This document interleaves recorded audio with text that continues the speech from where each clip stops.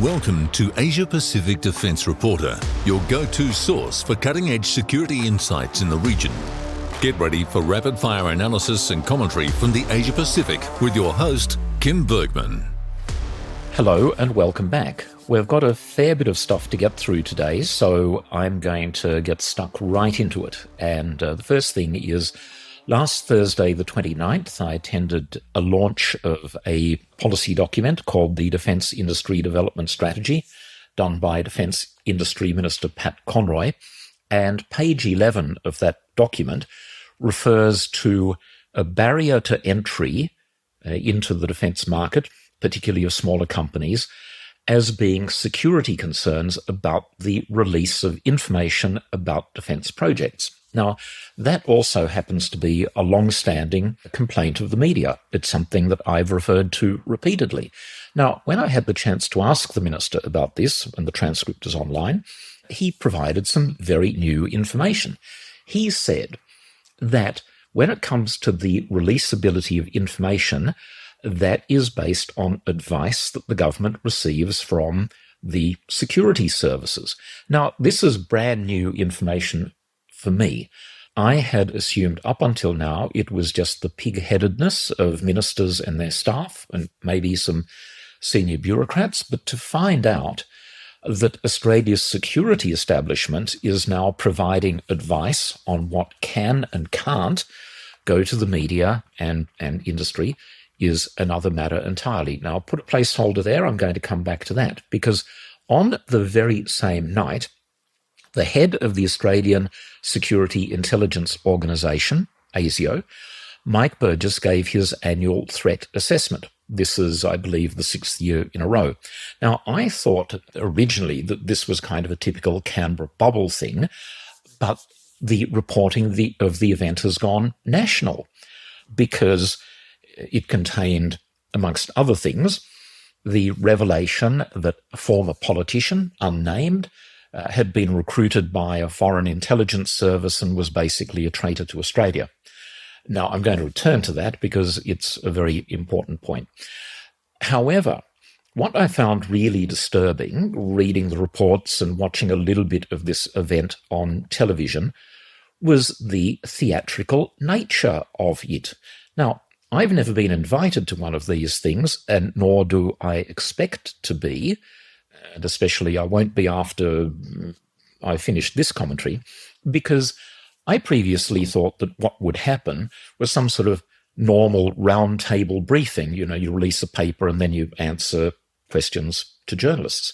But no, what it was a scripted speech using a teleprompter in a theatre in front of a hand-picked audience with applause. Now, I find that to be pretty close to inappropriate. I've been aware of ASIO most of my professional life. Many of us who work in Canberra do. And as a very young journalist, I covered every single day of the Hope Royal Commission into the Ivanov affair. I think I was about 12 at the time. Now, I do not doubt that there are countries and groups seeking to do Australia harm, especially in the cyber domain, but I have often wondered if our security services are looking in all the right places. I can elaborate on that perhaps in a future podcast. Anyway, this display by Mr. Burgess, from what little of it I have seen on TV and read about, was more like a single-person performance of Hamlet rather than a sober presentation by the head of a security agency.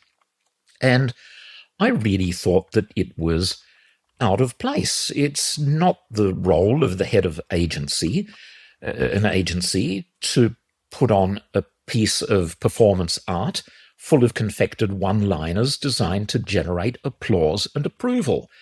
And he had talk of defeating the A-team. I must mention last year it was this "they were good but ASIO was better" rhetoric, which sounds like the self-congratulatory talk of the coach of a primary school football team. And the substance, and we'll get to the main point in a moment, seemed largely non-existent. foreign operatives seeking information about the inner workings of political parties, well, you get that listening to insiders on the ABC on a Sunday morning. Or, if you want even more detail, come to the Hotel Kingston on a Friday and listen to journalists, staffers, and lobbyists talk politics. Now, I find the idea that people having discussions on these topics with members of, the diplomatic corps or businessmen or whatever, to be a complete non-event. Now, the main point, the one that got all of the publicity nationally, as for the so-called revelation of this politician who was a traitor, well, name him or her. It's rarely that I'm in agreement with Joe Hockey, but just leaving that out there smears everyone. Now, I see that Mr. Burgess and the government, to an extent, have been furiously backpedaling, because after the comment, it was then explained that, this event, whatever it was, or this person was active before 2018. Well, in which case, why is it relevant? Why bring it up now? And how far back was it? 1950? Mr. Burgess talks about not wanting to compromise methods of intelligence gathering. Well, no one is asking you what the methods were. No one wants to know whether you bugged the person's car or had a video camera in their bathroom. We simply would like to know the name and something about the circumstances, and especially why weren't they charged at the time? Now, here's a quick question for all listeners. In the last 5 years, how many diplomats have been expelled from Australia for espionage? Okay. How many people have been charged with espionage? To the best of my knowledge, the answer is 0. On the other hand, people who have been charged are whistleblowers like David McBride, an Australian citizen trying to do the right thing and who now faces years behind bars. Now, it seems that ASIO in general, and, the only person authorised to speak is the head, Mike Burgess, they are just completely unused to anyone questioning them, and I can assume that they must have been shocked by these demands that they name the politician accused of treason.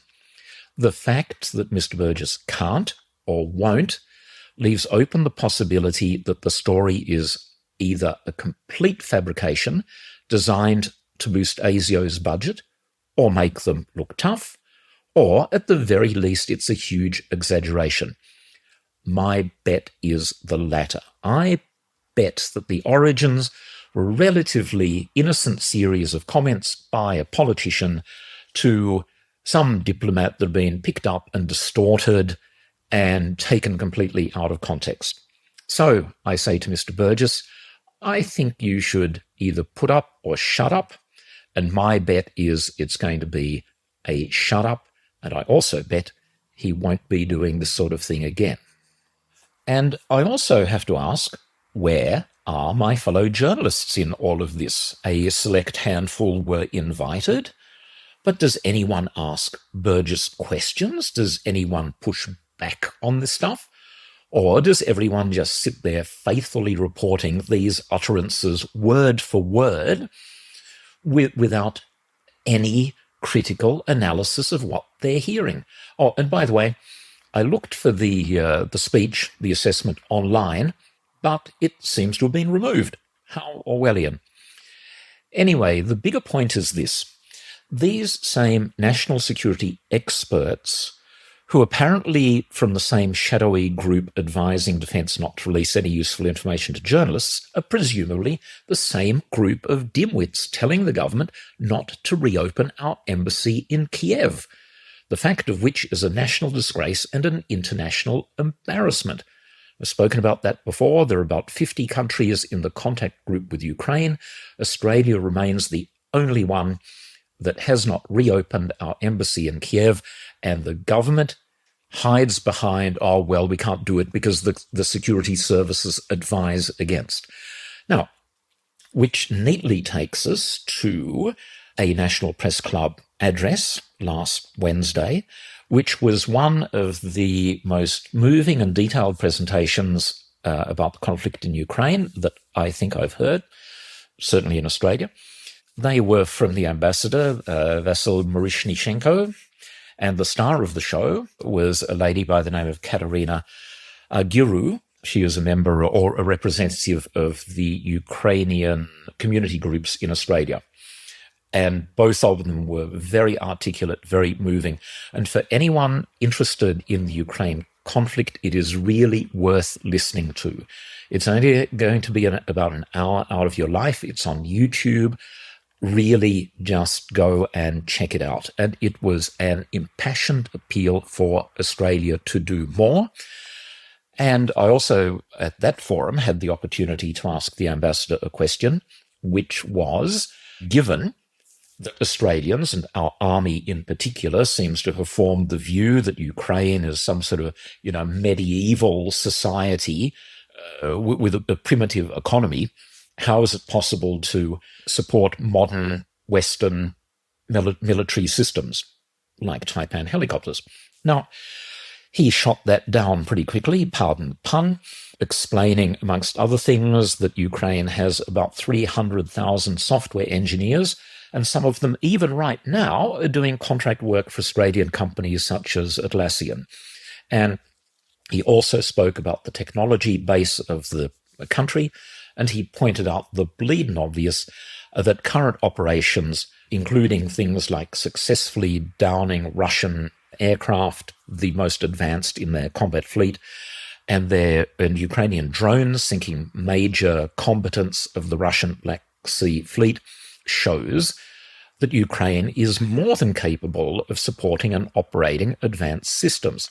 And when it was her turn, Katerina made the further point that from the front line, Ukrainian soldiers can provide rapid feedback about how equipment is performing, and they would be able to supply Australia with very, very valuable information about what works and what doesn't work.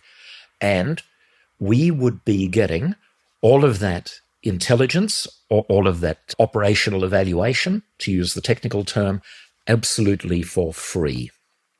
Now, despite these passionate appeals for help, unfortunately, I fear once again that it's going to fall on deaf ears, even though Defence Minister Richard Marles was sitting in the audience nodding along approvingly at the speeches. I just don't get it. The government seems completely tone-deaf on the issue of Ukraine and is undoubtedly less supportive than the coalition was, and I cannot understand why.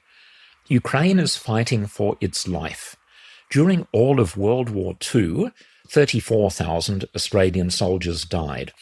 In just 2 years, 33,000 Ukrainian soldiers have been killed, and our two countries have similar overall populations. So that gives you some idea of the terrible nature of the conflict. If Russia wins, Europe will be in turmoil, and in our region, dictators like President Xi of China will be emboldened. And we, Australia, we're not insulated from all of this.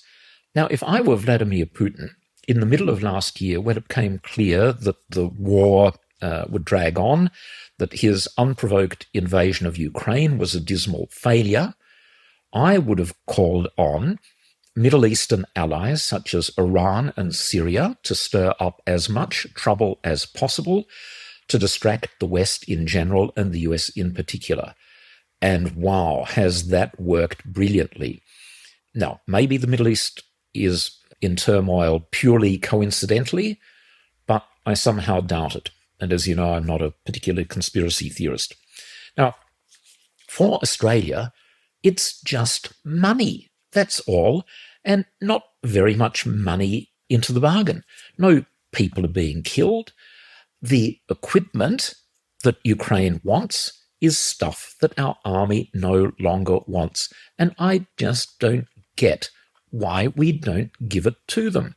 Not just the Taipan helicopters, that's got a long way to run, but, in the future, things like M1 Abrams tanks, air defense equipment, possibly ships.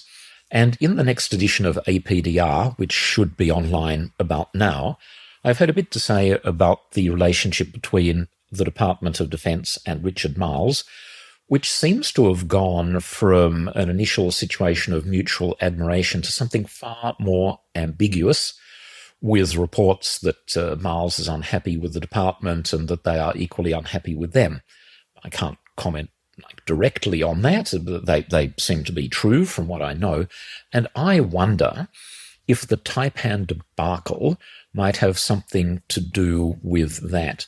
And while we're on Taipans, let's briefly talk about some Australian industry ramifications. With the retirement, Airbus Brisbane closed. That's 400 jobs, half of them Army veterans. The CAE simulators, I believe that there were 2 in country, but they've presumably been removed or decommissioned or something. Safran has an engine support facility at Bankstown Airport. That might also have to shut down. Main gearbox support. As recently as 2018, the federal government invested $16 million at Fisherman's Bend in a facility there, along with a similar amount from Leonardo. There are only 3 of these centres in the world. It looks now like it might shut just because of lack of work. Now, were any of these factors considered, discussed, brought in front of ministers? I mean, did Industry Minister Conroy know anything at all about this when these catastrophic decisions were taken? If the helicopters instead had been transferred to Ukraine, some of the Australian supply chain might still have been involved. But thanks to the Australian Army and the government, we now get 0. I mean, well done, Army. What an achievement. Sully Australia's international reputation, achieved the worst capability outcome possible with no useful utility helicopters for close to half a decade, because it's going to take Black Hawks that long to come online, plus wreck industry prospects for ongoing Australian jobs. And that collectively is an extraordinary display of incompetence, and it is one that is fully supported by the government. Now, as I and other journalists and some politicians, getting to the bottom of this is not easy, but we're getting there. I'll give you an example. Senate estimates February 14th. I'll just read from the transcript. Senator Fawcett asks, its serviceability and availability and the Ukraine issue, speaking of Taipan, all those things, who signs off on those briefs to government? The Secretary, Mr. Moriarty, replies, it does vary. Some submissions go through the CDF and me. Occasionally there'll be a brief from the CDF or me. At other times it will be another appropriate officer in the department. Often the CDF and I are copied in. Senator Fawcett continues, okay, let's be specific then. Regarding the briefs around the Ukrainian request for Taipan, who authorised those briefs to government in order to provide the ministers with talking points? Another official, Mr. Jeffrey, cuts in. As the Secretary have said, it does vary, so we'd need to take it on notice. Sometimes I can be signing the brief. Sometimes it can be from the head of military strategic commitments. If it's a specific operational item, and sometimes I mean blah, blah, blah, blah, blah, give me a break. In other words, no one is responsible and everyone is responsible. Well, departmental and army officials, that's not good enough, and you can keep trying to hide, but the truth is going to come out. Now, circling back to the security services, this is kind of a recurrent theme. So they advise not releasing basic information to journalists when it is often publicly available elsewhere, particularly from sources in the United States.